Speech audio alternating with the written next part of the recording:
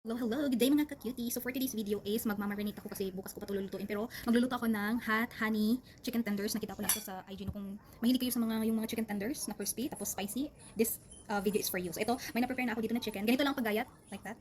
Maninipis. Or pwede din mas, ano pa dito guys, depende na yan sa inyo. No? So ganito ang procedure. Makukuha lang ako ng mga ingredients. So I'm gonna show you. One moment. So ayan na guys, ito na yung lalagyan ko kasi mamarinate ko pa siya rather. So meron ako ditong buttermilk. Yan, any brand will do. So tansya-tansya na lang guys kung gaano karami. So gagamit ako ng 1 cup kasi medyo marami yung gagawin ko. Yan. Buttermilk, hot sauce. Kasi spicy nga yung gagawin natin. And ito pickle juice. Yan. And seasoned salt. Yan. Tansya-tansya na lang guys. Yan. And ilalagay na natin ang ating chicken. Right. Hahaluin pala natin muna. Yan. Tapos ilalagay na natin ang ating chicken. Ito. Yan. Para mag-marinate siya for tomorrow. Oh, I think kulang pa yung 1 cup. Dadagdagan ko siya. So, i-adjust nyo na lang siya guys kung gaano karami, no? Mas maganda pag lasang-lasa talaga siya. Ipakita ko sa inyo. Malinis yung kamay ko guys, ha? Parang pwede na. So, ayan. Marinate muna natin yun. So, ayan siya. So, ayan. Tatakpan lang natin. So, ayan guys, kinabukasan na ito, ayan, maggagawa na pala ako ng breading mix natin. Ayan, kumuha lang ako ng all-purpose flour, cornstarch, seasoned salt, and black pepper. Yan ang gagamitin ko para sa ating dry mixture, no? I-coat natin dyan yung chicken later. So, ayan, prepared na. Ganito lang yung gagawin natin. Alam nyo na paano yan i-coat. Anuhin nyo lang, yung tawag yan, i-massage nyo konti. Yan ang itsura niya.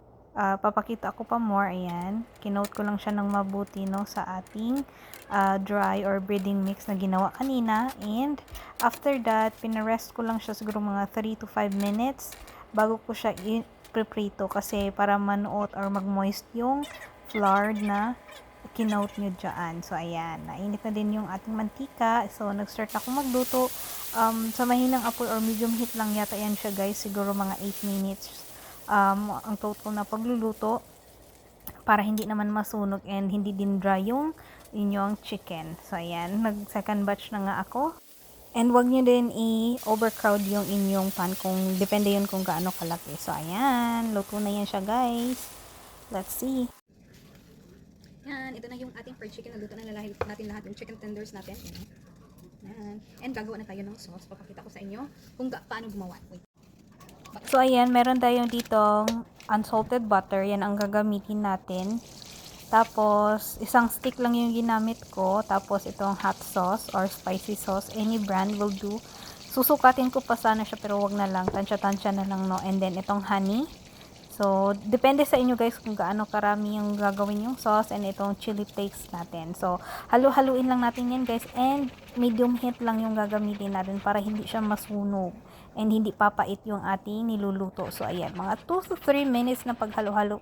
Okay na yan guys. Pwede nyo nang i-coat ang inyong or ilagay dyan yung inyong chicken tenders na luto kanina. I-coat nyo lang dyan sa inyong sauce. Ganyan lang ang pag-coat. Pwede nyo ding ilagay sa bowl. So, ayan.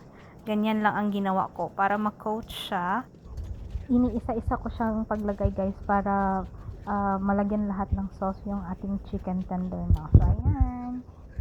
So guys, ito na ang food ng aking partner. Ayan, diba? Napakaganda ko.